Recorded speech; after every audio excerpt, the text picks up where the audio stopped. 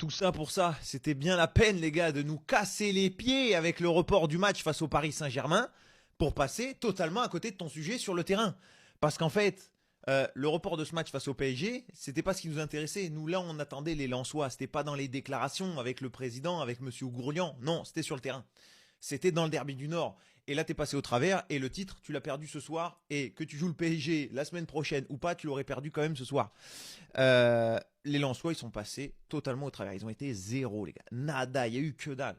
Que dalle. Et on les a encensés énormément de fois à mérite cette année. Ce soir, il faut le dire, ils ont été nuls. Voilà, ils sont passés totalement à côté de leur sujet. Collectivement parlant, individuellement, tout ce que vous voulez. Je pense à un Hudson-Edouard qui a peut-être une action un peu symbolique. Ce cadeau des Lillois où il tergiverse devant les cages et qui convertit pas, ben coûte cher et ça t'aurait permis de mener au score dans une première mi-temps où tu n'avais pas existé non plus. Et au final, ben, c'est Lille qui a quasiment le même ballon en deuxième mi-temps et là ça tergiverse pas, là ça va au fond et là c'est 2-0. Bravo à Lille, hein. Forcément il faut aussi mettre en avant le très très bon match lillois avec un excellent Bentaleb au milieu de terrain encore une fois qui fait une très bonne saison. Un Fernandez Pardo très remuant qui a loupé beaucoup de choses mais qui s'en sort aussi quand même avec un gros match. Voilà, il faut dire ce qu'il y est aussi. On lui tape dessus quand il loupe beaucoup de choses comme en début de match, comme en première mi-temps. Mais au bout du compte, ben, il s'en sort avec une jolie ligne de stats sur cette partition. Et Lille qui frappe très fort, très très fort. Et qui vient de sanctionner Lens. Voilà, Lens ne sera pas champion. Ils ont officiellement perdu le titre ce soir. Et effectivement, au classement, alors pour moi, voilà, Lens a quand même encore beaucoup d'avance aujourd'hui. Lille, pour l'instant, fait le gros coup. Aujourd'hui, 3e. 1 point d'avance sur Marseille qui joue Monaco demain soir. Ça va être un match, voilà. Mais Lille peut être le grand gagnant du week-end. Encore bravo à ces Lillois qui réussissent à lancer une bonne fin de saison. Un gros sprint, ça a été dur cette année. Des blessés, un groupe pas vraiment au niveau. Il manquait pas mal de joueurs. Pep Genesio, il n'a pas eu le matériel en termes de joueurs qu'il voulait. Et finalement, même s'il est beaucoup critiqué, on l'a vu aussi très touché en conférence de presse sur les dernières semaines, les derniers mois. Et au final, bah, il est en train de nous lancer un sacré sprint. Donc attention à ces Lillois qui manifestement, les gars, ils la veulent aussi cette place en Ligue des Champions. Est-ce que tu penses que Marseille demain va laisser cette place de 3e à Lille? Et puis surtout, qu'est-ce que tu as pensé de ce match? Dis-le moi dans les commentaires. Le sélectionneur de l'Algérie a titularisé Zerouki durant un quart de finale de la CAN. Alors qu'il y a Nabil Bentaleb qui existe. Quand tu t'appelles Nabil Bentaleb, tu dois être sélectionné en sélection algérienne et tu dois être titulaire en sélection algérienne. En 2026, c'est l'un des meilleurs milieux de Ligue 1. C'est le meilleur joueur de Lille.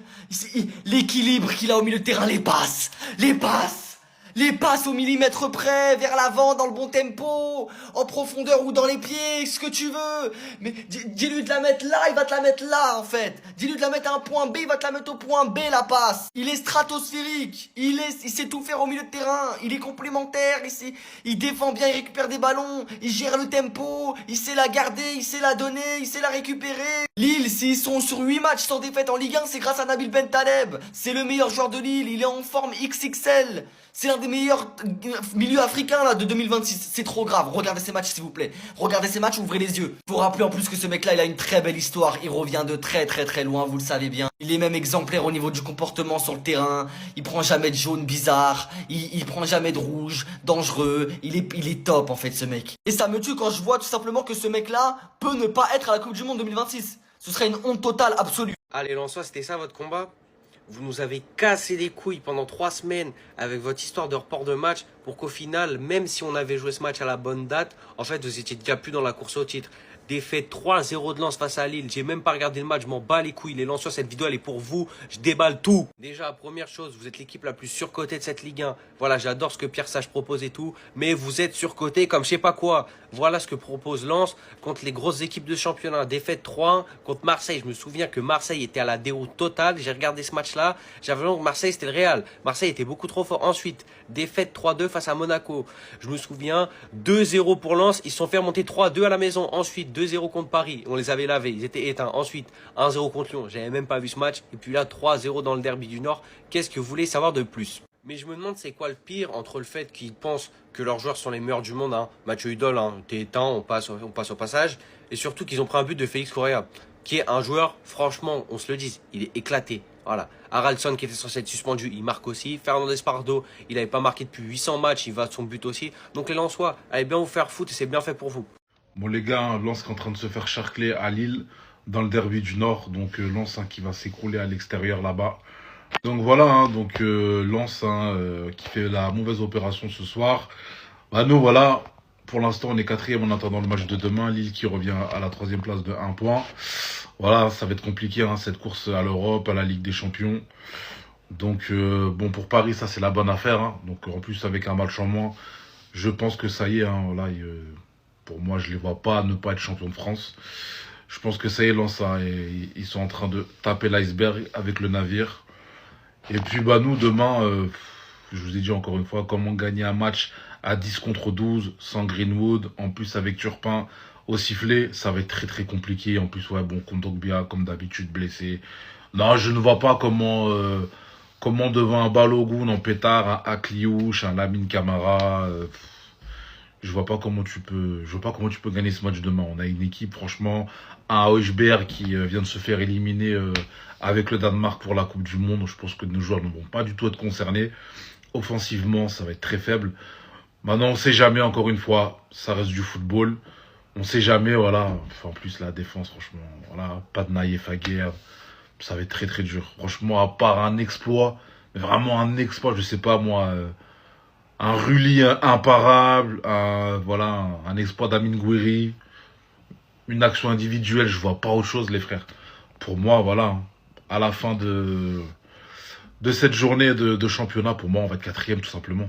Tout simplement. Attendez, je croyais que c'était facile de faire des tifos. Je croyais que c'était facile d'animer une tribune, de faire un tifo en long, large, en travers sur toute une tribune. Un tifo en 3D qui prenne tout le virage.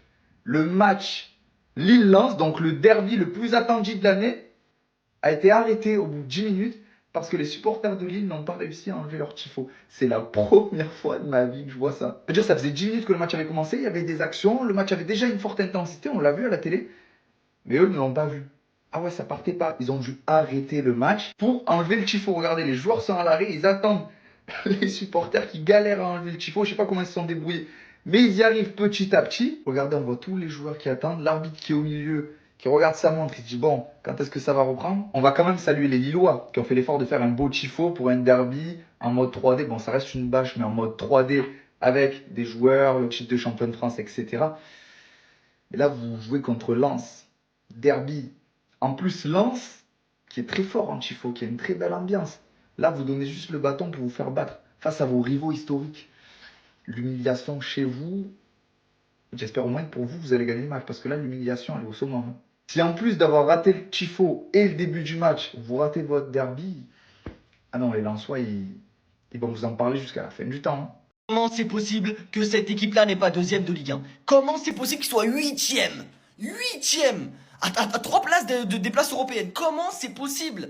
Ils ont gagné avant la trêve, ils sont toujours 8e. Ils ont gagné après la trêve, ils sont toujours 8e. Quand tu regardes leur match, mais surtout quand tu regardes leur équipe individuellement, mais comment c'est possible qu'ils sont 8e de Ligue 1? C'est le plus grand mystère de cette saison. 3-0 à la mi-temps avec cette équipe. Regardez-moi les joueurs qu'il y a. El Mourabé, l'un des meilleurs milieux de Ligue 1. Regardez le but qu'il a mis, l'un des buts de l'année aujourd'hui. Passe D aussi. Enciso, mais quand il veut, c'est l'un des meilleurs joueurs de Ligue 1. Le talent, il est là. Techniquement, c'est trop fort. Son but top aujourd'hui, ce qu'il a fait à Evan Diouf, c'est incroyable. Enders, top gardien de Ligue 1. Chilwell, expérience de fou. Godot qui se révèle, qui est un très bon ailier de Ligue 1, l'un des meilleurs sur l'année 2026. Jessim Yacine qui est un crack. Doué qui est l'un des meilleurs à son poste en Ligue 1. Mais le pire dans tout ça, c'est qu'ils ont mis 3-0 mi-temps, sans Barco, sans Emega, sans Panicelli et sans Morera, qui sont 4 de leurs 5 meilleurs joueurs. Sans eux, ils ont mis 3-0 mi-temps à Nice. Je sais pas si c'est parce qu'ils jouent une Coupe d'Europe, parce qu'ils jouent la Coupe de France en même temps, qu'ils sont aussi nuls en championnat, enfin qu'ils sont 8e. Mais c'est impossible. Tu regardes cette équipe, tu regardes les joueurs individuellement, mais comment c'est possible qu'ils soient 8e de Ligue 1? La vie de ma mère qui peuvent être 2e tous les jours avec les joueurs qu'ils ont. Ils ont que des internationaux. Emega international Pays-Bas, Maroc bientôt Jessim Yacine, Côte d'Ivoire, Godot, Doué, lui Belgique. Ils sont tous internationaux, c'est une dinguerie cette équipe. C'est du jamais. Barco Argentine. Les gars, arrêtez, comment ils sont 8e de Ligue 1? C'est le plus grand mystère de cette saison. C'est un truc de fou. Merci Brest, merci Rennes pour ce spectacle. 7 buts, rien que ça les gars. Je suis ni brestois ni rennais, mais qu'est-ce que j'ai pris mon pied aujourd'hui. J'avais l'impression que ce match il pouvait finir en 6-6. 7-7. Je me suis pas ennuyé de la 0 à la 90e minute. Merci les mecs. Et là, avec ce résultat positif, Rennes revient à 2 points de Marseille. 2 points, les gars, c'est rien, tout en sachant que Rennes doit encore jouer l'OM et des concurrents directs. Et cette équipe de Rennes a un coup à jouer, parce qu'ils ont aussi des concurrents directs à jouer. Mais s'il vous plaît, parlons de ce monsieur. Monsieur, je vais t'appeler monsieur, le mec qui est derrière moi, et commencez pas à me dire, il marque sur penalty.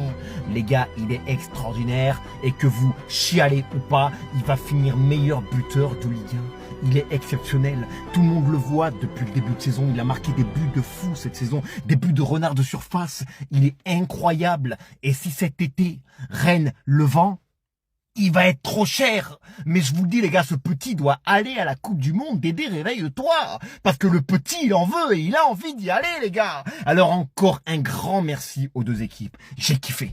Voilà, j'ai kiffé. L'OGC Nice en Ligue 2, c'est un truc que j'arrive pas à m'imaginer. Parce que oui, messieurs, dames, si demain Auxerre gagne contre le Havre, Auxerre revient à 2 points de Nice. Tout est relancé tout en sachant que Auxerre doit encore jouer contre Nice. À l'heure où on parle, les Auxerrois, ils sont meilleurs que les Niçois. Mais cette équipe niçoise, ils y mettent du cœur, de l'envie. On sent qu'ils ont envie, qu'ils lâchent pas. Parce qu'au bout de 3-0, à la 41e minute, tu sens que les mecs n'ont pas lâché. Et tu le vois sur la deuxième mi-temps. Pour moi, l'OGC Nice a été à la hauteur. Mais c'était trop tard face à une telle équipe. Si dès les premières minutes de jeu, tu mets le premier but, t'as une grosse occasion d'entrée.